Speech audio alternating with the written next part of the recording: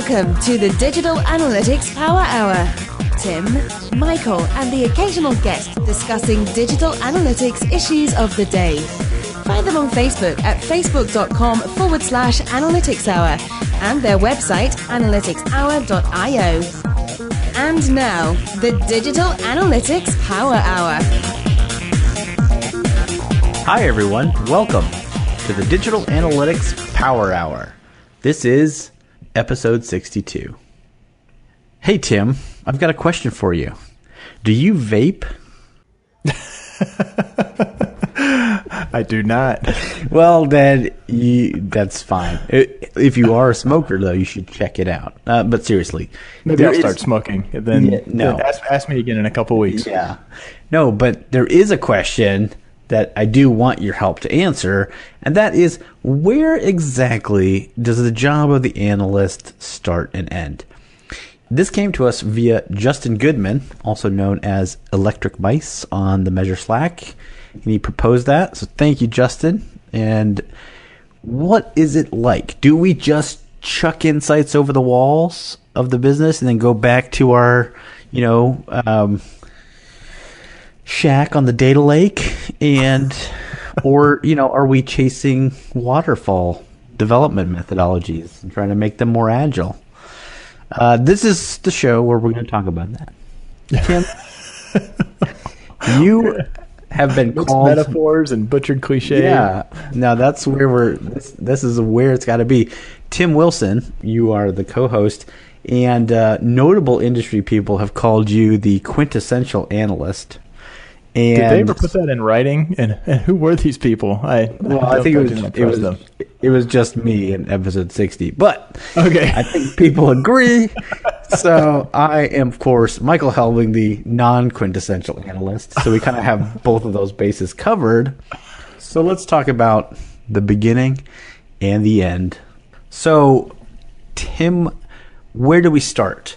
Where do we start as analysts? So,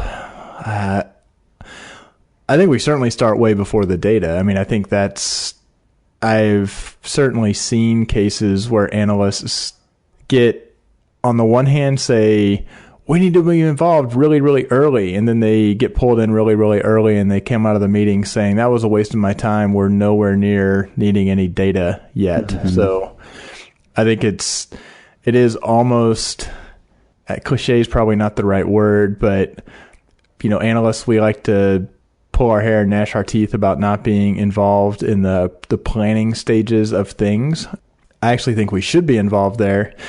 It's just we haven't done a very good job of defining of what our role is when we're involved there, because a lot of the discussions are much more strategy and vision and ideation discussions, and we can't just say, yeah, but where's the data? I want to do something with the data. But I think we should start there. Well, and it always feels, from my non-quintessential point of view, it feels unfulfilling to get asked for data as opposed to asked to help solve a business problem. Yeah, and I guess the challenge is when somebody comes and even if they frame a business problem, a lot of times it feels like if the first you hear is, hey, a bunch of us were sitting around chatting and we've been pulling our hair out on this for the last 3 months. And hey, somebody finally said, why don't you go ask Tim? And they arrive right. It can feel like you're thrown into the deep end. You haven't been on that journey with the business to say, what are we really trying to do? Right. You're trying to ask good probing questions, but they're at their wits' end by the time they got you involved. So at a strategic level, that goes all the way up to corporate goal setting and planning. So what is the big plan for the year? And then as the analyst, you cascade down to, okay, what am I doing in my plan that supports that bigger objective? And I wonder, is that a common thing for companies, or is that something that's not that common? I feel like there is just a woeful lack of clear capture and articulation of what that overall plan is, how we're thinking about our customers. Just in the last couple of weeks, I was having a conversation, and this, I guess this is a question of like, is this the analyst role? Because I was talking to an analyst who's a client at a very large company, and as we were talking, I was like, it almost seems like fundamentally you guys are thinking about your customers as in two major groups. And one of them has sort of this path that you want them to follow, and the others have this other. And we were just kind of talking, trying to work it out between the two of us. And it wasn't anything she had seen. It was just kind of both of us picking up from the questions we were hearing and the way that people were trying to look at the data. Yeah.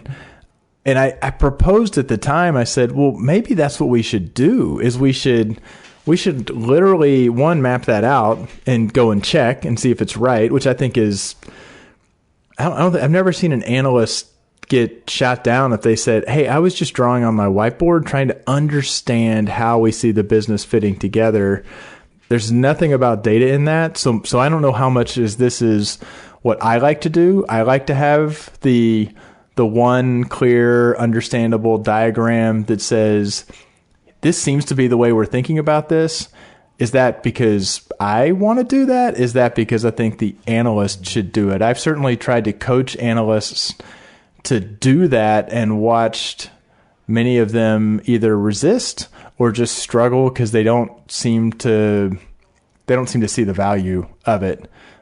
But I think there's enormous value. Somebody's got to do that. And to me, I see a lot of companies, maybe there's a high level strategy. By the time it gets down to a certain maybe marketing area, that whole cascading down and view of the big picture has gotten kind of lost. And now we're just executing campaigns or executing projects. So I don't know. I feel like that is valuable. When we had, Christopher Berry on, that was a little bit of what we were talking about with systems thinking, I think, wasn't it? Yeah. Well, sure. And I think that only helps analysis when there's context, both in terms of problem pursuit or like what should I be analyzing, and in terms of insight delivery and framing. Yeah. And I think even in the third, which it's related to both of those, is that fostering the dialogue with the people who are the actual stakeholders to say, I think this is what's going on. And if they say, well, not quite, it's really this other thing, or once you have them saying, hey, we're on the same page and we've got that framing, we're aligned on the framing. Now I've got a lot more confidence when I go back and pull data that I come back and deliver it and it's within that framing. But I feel like how much is that? This is where we play the gray hair card. How much of that is a experience, more senior, more background with marketing, able to play that role? Is that too much to ask of, I'll say, a typical analyst? I think it's clearly not too much to ask of somebody who is a senior, seasoned analyst. But at what point in evolution, I feel like after a year, you should be trying to do it, because even if you're dead wrong with the framing, you're learning yourself, because when you're playing it back, the person you're working with is saying, no, that's not right at all. And that means you're rapidly accelerating your ability to do that, and you're not hurting yourself. And you're finding out through that process if there is someone in the organization willing to partner with you, mentor you in thinking about the business in the right context. Yeah. Which is really helpful in understanding what your future at that company could be like. Well, and I guess I'd even say if you don't do it, if you don't map it out, you're still going to be making decisions when you're doing the analysis that are going to be making those assumptions. Like, well, I'm now marching down the path of saying, if you aren't making that attempt consciously and deliberately, then you are very, very potentially going to be doing analysis that's going to miss the mark, because you're doing the analysis with the wrong framing, because you're making assumptions, even if you haven't consciously thought about that framing. Whew, boy, feeling pretty abstract right now. But I think it's good to kind of build the structure, and then we can try to move towards more practical application and usage. But I think we're both in agreement on this one. And that means as an analyst getting started, the beginning is as early into the process as you can possibly get. I mean, even maybe as early as ideation in terms of any kind of initiative or. Which seems like it's a smoother ask or a smoother thing to do in-house because you don't necessarily have the time pressure. Oh, this is another body that we're having to bill for. Right. Now you still have to have a, management support and whatever and organizational support to get to be in the room. But actually I think Justin, because he's been in a couple of agencies and I think he was initially even asking from the agency side. And I definitely do remember that being a tougher lift, both through the account team who's trying to manage the, profitability of the client, saying we can't show up with an army of people. We have to have our creative person. We have to have our account manager. We have to have our strategy person. We can't show up with 5 people for every meeting. And so they will push back. And the client may push back as well, saying, why is the analyst in the room? And maybe that's that's why there are some aspects of being an analyst in an agency that really, really suck. But do you have thoughts on the agency side from your days back doing that?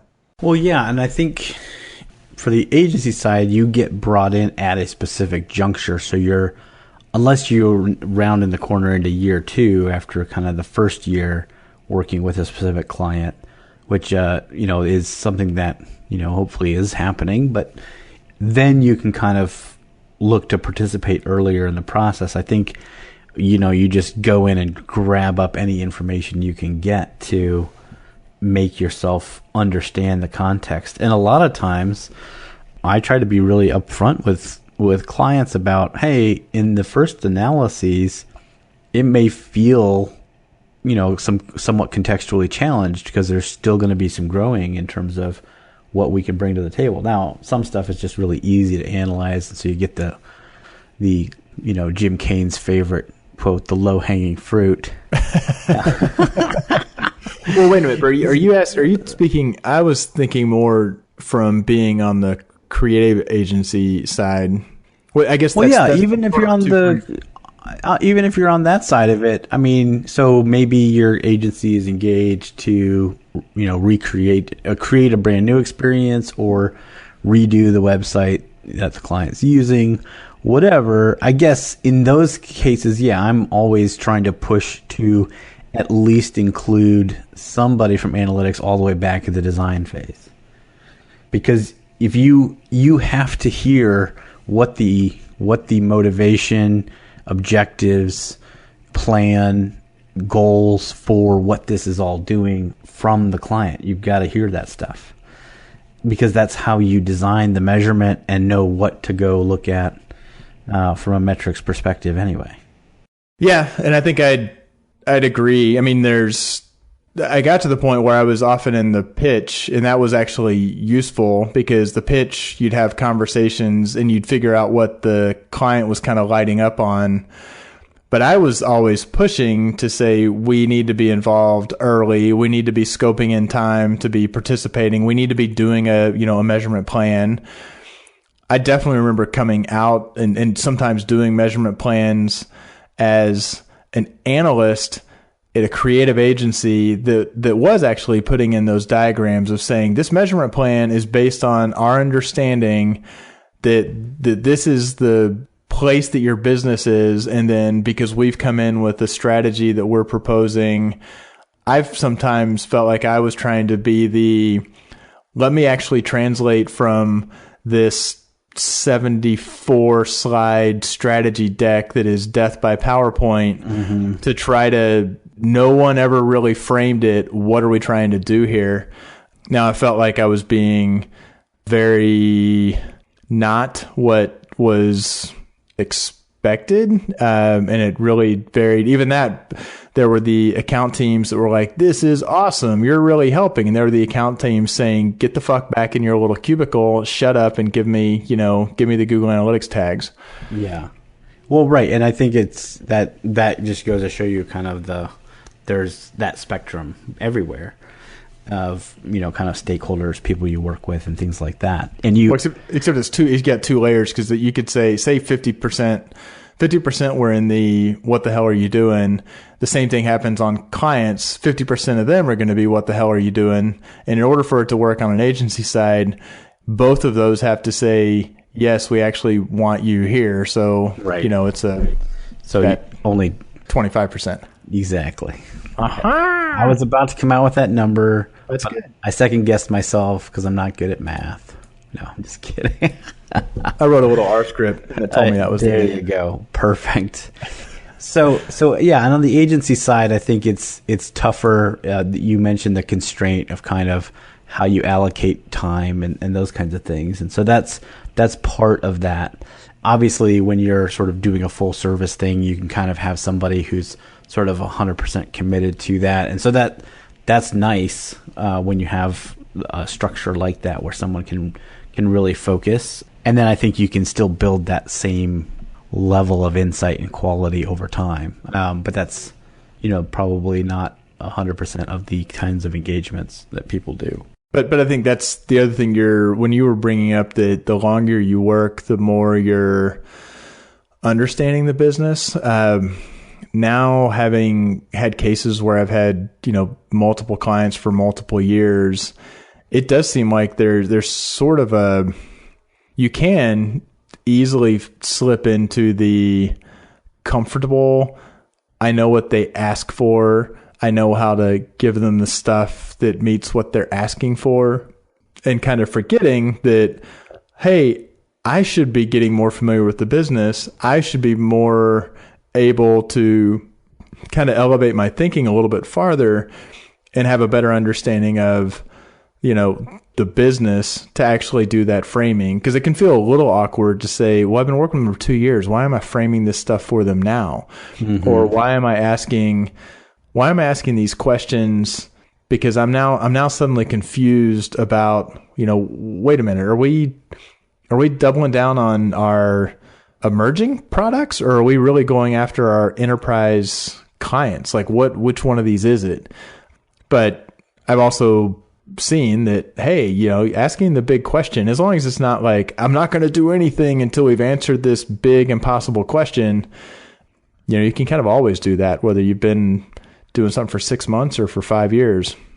So, okay, So we're agreed. As early as possible, put on your strategic thinking hat, ask smart questions, and those questions need to be questions you genuinely want the answer to, because you can sort of see or understand how that will inform what types of analysis you're doing and how you're, framing what you find, right? Yeah. And the key to staying invited to those early sessions is be careful what you say. Well, but don't just be a bump on a log, right? It's fair. You got to contribute, but you got to it's a delicate thing, because it's sort of like when you don't have you don't have data to bring, quote unquote, yet, but you certainly have insights and things you've observed, and if you've been in the industry for a while or done things, some things that will or won't work or are good or bad usability or things like that. So you've got something to say, but that's sort of one where you just got to know yourself a little bit, I think. Well, and I think it's often fine to not say anything, but listen like crazy and then follow up. Like, you're listening to this, nobody knows this, what the answer is here. To go off and say, I spent half an hour I realized this other campaign that was maybe from 3 years ago did have some similarities in this one area. So, hey, I went back and looked at this, and then whether it's the next meeting of that group or whether it's just a quick note blasted out to them, say, hey, there was a lot of discussion around this, and it occurred to me I could look, here or here, which is the sort of thing that you watch like on the Measure Slack or in other maybe more private forums where the question will get thrown out. Hey, has anybody ever seen or done X or Y, tapping into your network and saying, we have this, this weird thing we're doing with Pinterest, or has anybody done this or seen this, or did they learn anything? And so I think that you didn't leave the meeting with any action items. Nobody looked at you and said, we're counting on you to go deliver something. But if you actually follow up after and say, nobody asked for this, but I realized there was something that I could help move the ball forward in the planning stage, that rockets you up the credibility. They're like, oh yeah, Tim didn't say a word, and I walked out of the meeting saying, why was Tim there again? And then the next day Tim shot a note, and it was super helpful. So see, that's quintessential right there. Actually, what it is it's proactive, and I think that's just a good look on anybody. So no, I love that tip. That's a really good tip, is because maybe you don't have anything you're able to say right then, but if people see you having put thought and action behind that and contributing like that, that's pretty that's a good idea. So that's interesting. Okay, so this one, frankly, is super boring. We both agree. So let's get to maybe the more interesting or the more nuanced, which is, where do we stop?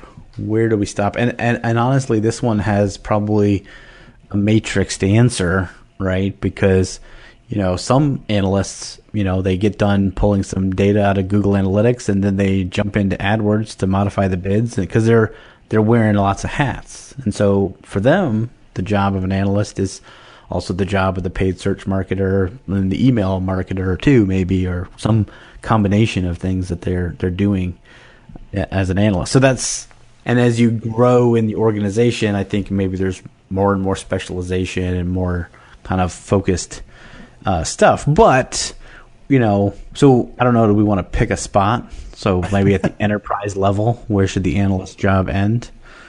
Well, to me, my perspective on this is simpler, but also seems like a lot of people push back. Like I had a client once that literally would go in and make a custom report. When asked a question, would make a custom report or multiple custom reports, export them, throw them in Excel, and ship them back to the requester and then they would check it off as done. To me, that wasn't even debatable what a piss poor job that was. That is not doing analysis. So even if he went through and said, I have delivered, I've done the analysis and answered your question, to me, that is still stopping short of what the analyst should be doing. And that it's so easy to say, I've sent this. Like, how many people get 50, 100 emails a day? And even if they asked for it, just the asynchronous nature of analysis. I had a business problem or a business question I asked the analyst, and then I had to wait to get that back from them. And I may look at it, but I'm not in the same spot I was when I asked the question. So somebody, to not be pissing away resources, somebody needs to kind of own the entire life cycle of an analysis, which goes from capturing the right question, which was kind of what we were talking about earlier, all the way through, did we make a decision? Did we take an action? And did that actually drive impact? And none of that, it's not like I can sit down and say, from 8 to 9 tomorrow morning, we are going to make a decision, take the action, and measure the impact. Like, it's just inherently complicated that you'll make the decision, and that that point plus, 5 hours or 3 months before you take an action. And then at that time, plus a week or 3 months, you might be able to quantify it. And I just don't think it is insanely naive if an analyst thinks that the business stakeholder is going to own each of those spots, even if they should, but we're not living in, theoretical land. So I guess clearly I have some strong opinions on this one. I don't disagree with you, Tim. I think that makes a lot of sense to me. I think I probably take a nuanced view as an analysis kind of reaches its point of passing into the business, sort of proving it and evaluating the impact and those kinds of things kind of become sort of tasks after the action, as opposed to necessarily like attached to the original analysis. But I do like the idea of there being sort of an ownership of the overarching sort of process. That makes a lot of sense to me. And I think that has to be from within the analyst organization in some context, because I think the ownership has to live there. And the only thing I would say is, in terms of where you sort of pass that off, it's sort of at the point that you take your data, you synthesize it into a recommendation, hopefully with some kind of a forecast of what expected results will happen because of that in some kind of business terminology. Then that's kind of where I see you've done it. Now, the next thing, and this is sort of where you transition from being an analyst in a certain sense into being an organization builder, or perish the thought, a growth hacker. Oh my God. I did it. I was in a meeting a few days ago, and I managed to say web trends about 10 times in one meeting. It was great. That's outstanding. Yeah. So anyways, no, but you see what I mean? Like, I don't see that as an analyst skill set as much as it kind of has to be, because almost nobody else is doing it. But is it really the analyst's job? I think there can be organizations that have built out their processes such that it may bubble up on the analyst's radar to say, oh, now it's time to go measure the impact, because Clicking is such a high functioning organization that is so driven around a Lean or Six Sigma or whatever it is, right, process that or even Agile in a fully functional way. That seems like it is such a rare thing to see, that if you get out of the, I can piss and moan all day about it's not happening, but hell, that's something I can do. And maybe it does come down to kind of a racy mentality that, okay, maybe I shouldn't necessarily be accountable for measuring the impact. That should be the product manager or the marketer or whoever. But the fact is, if nobody's really holding them accountable to it, then do we want to just let the company throw money away that we're not doing it? Or do we say, you know what, I as an analyst am going to take that on? So I think it's fair. And I don't disagree with that either, because I'm a big time sort of take ownership and take initiative. It's sort of like you see a piece of trash on the ground, just pick it up. Like you just don't walk by it because you can't. That being said, I have also, that has hurt me in my career as well, especially on the agency side early on, because I was doing so many things to help train people, help with business development, all these things. And then you get to a time when they're like, Michael, you haven't spent enough time billing clients. And you're like, but I did all these other, and they're like, we don't care. So there's this balancing act. And obviously, if you're on the industry side, then hopefully there's a little more understanding of that time gets spent in kind of all these different ways. However, that's an interesting problem. And I've seen it go out past the analysis to the action, where literally the analyst takes on the job of managing the action across the organization. And I'm not advocating for that, but it's sort of like, well, how badly do you want to see the change happen? Well, enough to go and wrangle an IT group and align everybody and go run the project yourself. I guess if we agree that it is a major value drain, if there is analysis even by the time the analysis is done, if it's a good analysis, there's been a lot of investment of multiple people's time getting to the point where the analysis even started, much less finished. Right. And if it shouldn't be the analyst job to actually drive, that should be a project manager or the product manager or the marketer to actually drive beyond that. And if that job's not happening, there is the risk that if the analyst says, by golly, I'm going to step in and I'm going to try to make sure I drive that, well, is that actually just perpetuating kind of a shitty business process?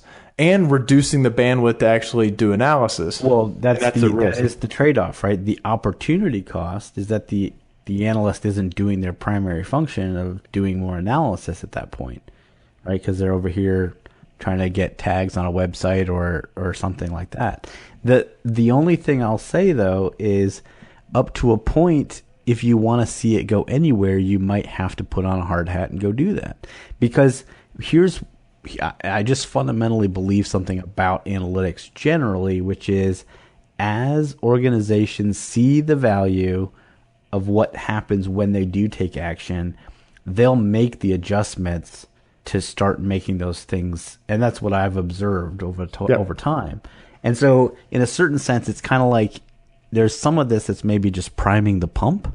It's like, nobody's taking action. Well, how far could I drive an action? Okay. And if I show positive results and actions over, of course, a period of time, then I can sit down with my boss and my boss's boss and other groups of people and say, hey, listen, I want to talk to you about a prioritization thing because here's how I'm spending my time. I think you'll agree that we found some really good recommendations. And if I'm over here kind of making those come to life, I'm not back here finding new ones. What can we do to continue to drive this success forward? And if you've had success you can point to, somebody's going to cough up another resource at that point. Yeah. And a lot of this does go to the life cycle. The life cycle of an analysis will be one of the little phrases I'll use, where if you say it starts with a problem that leads to a hypothesis all the way through, it's put in place and measured impact. If you are tracking all of those, well, if you're just trying to track that entire life cycle, that inherently is going to draw you into asking questions of, is this going to get implemented? When is this going to get implemented? Do you want me to manage getting it implemented? But what that also gives you is it gives you the data to say, one, how long does this stuff take? Two, who are the partners that I'm working with where we are actually successful? What are the ones where I'm clearly just spinning my wheels?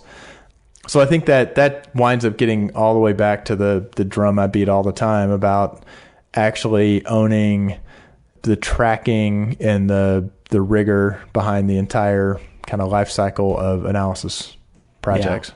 Well, and for the times when you can't take immediate action, storing that somewhere and keeping it current and in the view of the business so that it can be prioritized and acted on. And I remember, in my days as a practitioner analyst, we managed to get ourselves all the way up into sort of the steering committee prioritization meetings with our big list of here's things we think we can accomplish on the website. Because we built up that backlog.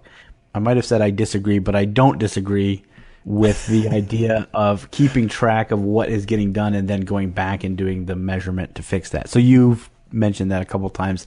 And I think what I'm trying to say is it's sort of, there's distinct parts or phases. And I view that as a phase or as part of the analytics job, but not necessarily one that has to happen like in sequence. Like it's sort of like if you're documenting where and when things are happening, then you have a running list of what you need to go back and quantify. And also, if that's happening, and people are going to come ask you too. So you better keep track because someone's going to come ask for quantification. And like, hey, you said we are going to make $5 million with this. What actually happened? And then you come back and be like, well, actually, it was $7.5 million because I'm terrible at forecasting things. No, I'm just kidding. Quick little tangent. Okay. What's your take on, because when it comes to that, it's managing a process.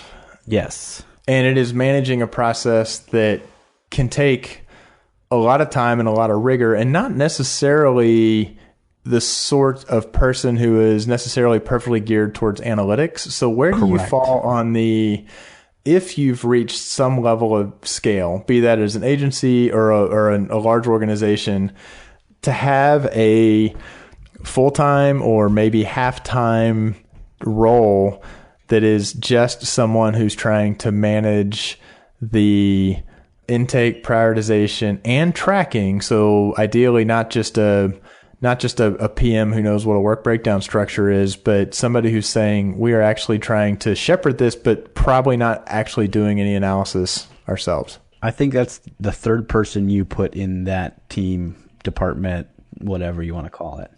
The first Okay. The first two, because we talked about this on a prior episode. Like if you could build a analytics department with 3 people, who would you hire? And so I always chose a technical analyst, somebody who can, manage the implementation and the technical aspects, a business analyst who can crunch the numbers and work with the technical analyst, and a successful manager that has already demonstrated success moving projects through the organization. That would be my ideal team. So that's like 2, because on the one hand, that person would be the knowledgeable business knowledge, organizational knowledge, the ability to get things done, but also potentially and you know what, I'm going to roll up my sleeves, and my tactical thing is I'm going to have my spreadsheet or my Jira system or Basecamp or whatever where I'm tracking. They're going to own that process.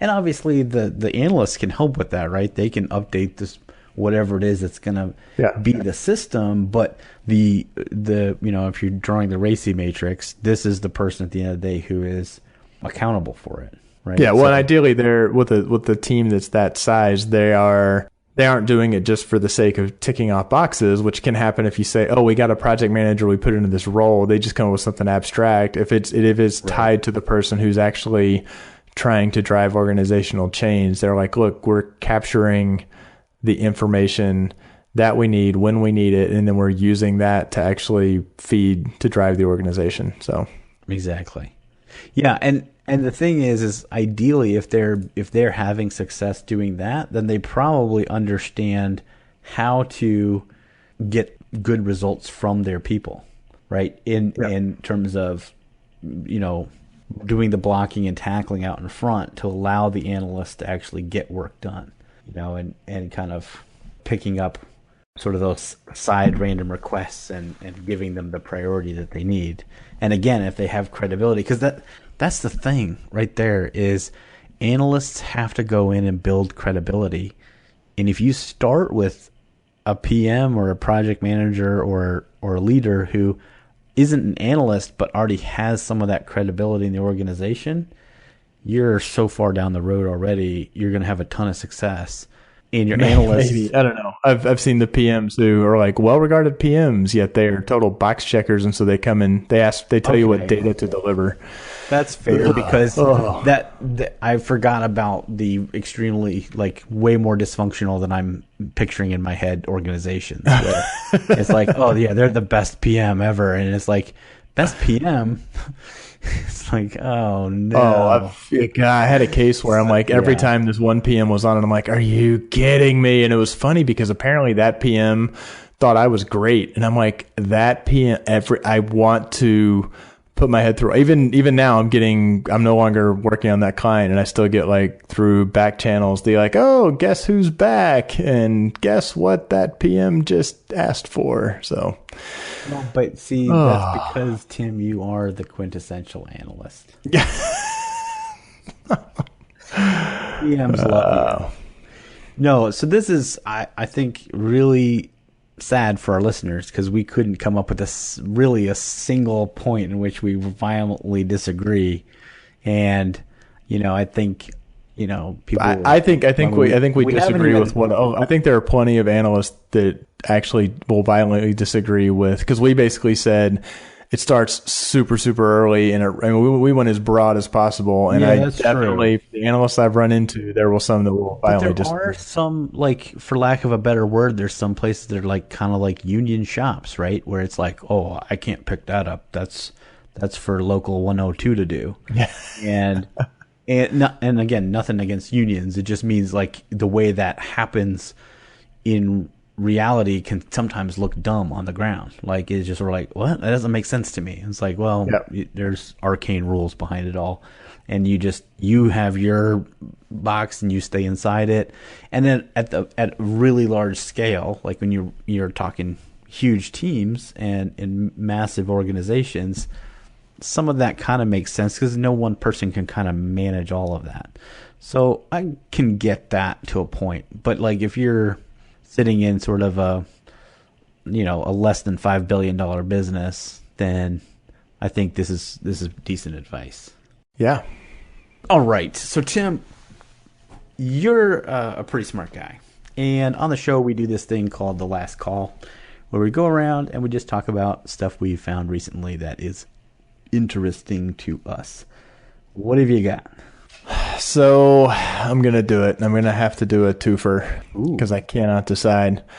So I'll have one's going to be very short. It's just really, really cool. And this is over a month old at this point, but I don't know if you caught this, but on April 1st for about 72 hours, Reddit did a thing on Place that was a pixel collaboration. Basically, any user on Reddit could go in and change one pixel on this massive canvas to any color, but they could only change one pixel every like 5 to 10 minutes. And yeah, I did see that. It's just freaking cool. And some of the analysis was done of it. So it's just it's a visualization. It's not a data visualization, but even some of the analyses that were done of what happened and the different types of strategies that were taken in. So that was just too cool not to mention. So we'll link to that. My real last call is probably going to ramble a little bit, but so I was in Russia last month for the Go Analytics conference and spent a lot of time hanging out with the Yandex people, specifically the Yandex Metrica. And where I was kind of struck was, so Yandex, which if anybody goes to analyticshour.io, they'll see we're running Yandex Metrica because I was working on a little demo. And Yandex Metrica, turns out it's kind of cool. Like it's a basic web analytics thing. Plus it has heat mapping, a la, ClickTail. It's got session replay. And I was like, what is Yandex? And so Yandex as a company is literally like the Google of Russia, and that they have higher market share in some aspects of the exact same things Google does. I don't know exactly where they fall, but they have display networks, they have paid search, they have the go-to, map destination finder for the Moscow metro system. They have taxis. There's Yandex taxis. So they just like have all this stuff going on, but they have their analytics platform is just like Google Analytics started out. It's free because it drives the other aspects of their business. They don't have sampling. Maybe I think their UI is a little farther, maybe not quite as advanced as GA, but it's a pretty cool tool. And it just got me sort of looking at, in the US, we've got, basically Google and Adobe. And in Russia, they have Google and Yandex. Adobe has just a tiny, tiny footprint. And they can kind of duke it out in those kind of local markets, but there is innovation that isn't happening because they're kind of in the markets that they're not trying to sell an analytics product. They're trying to sell all these other services, and analytics is kind of backing it up.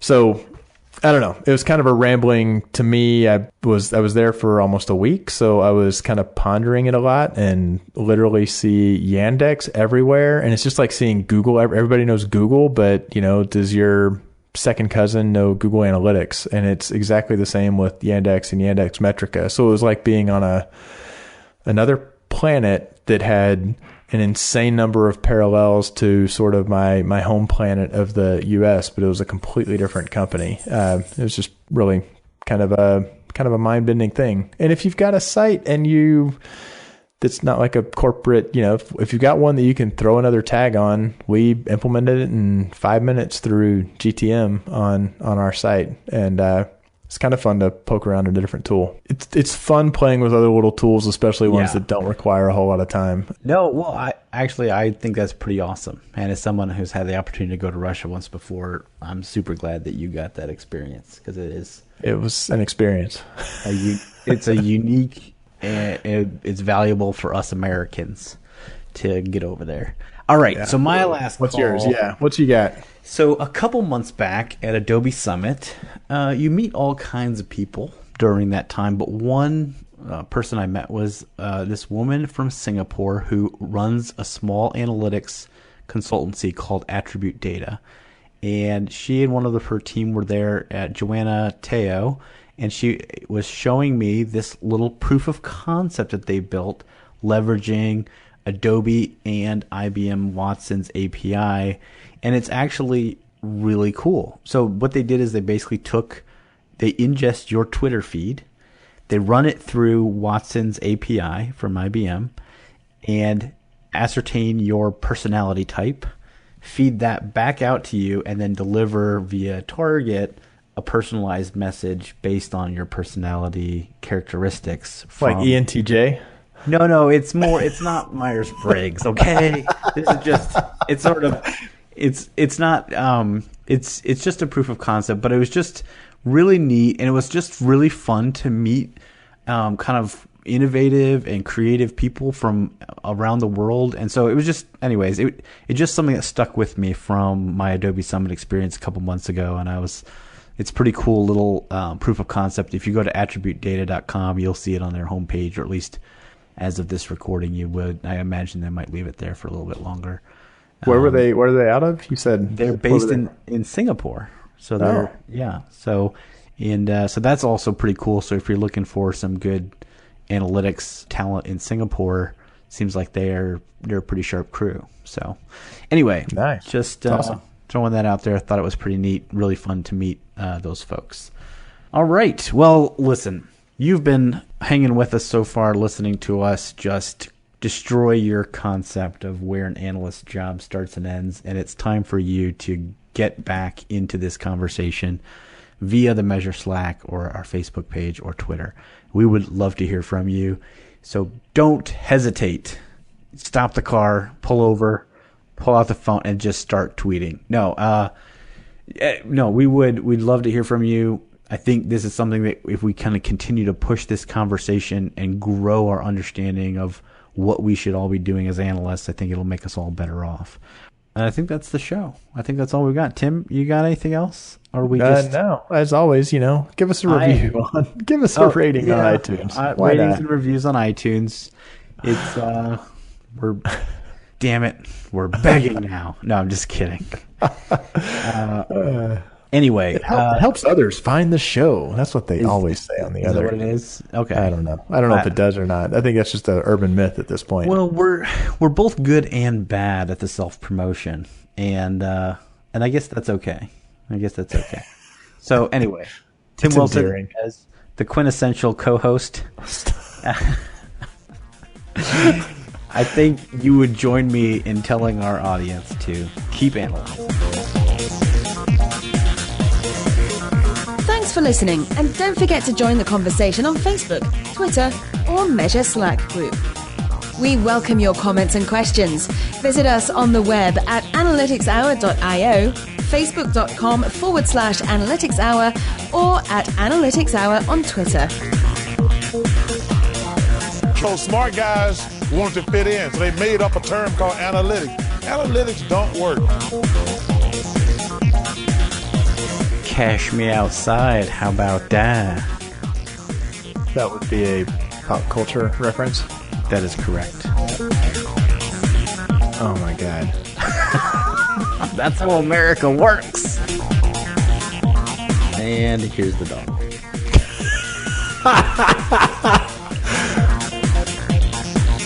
Pause and then say, I don't disagree. Oh, wait. Okay, sorry. I don't know if you caught this. Really, dog? We can cut that part out. Rock flag and roll clarity.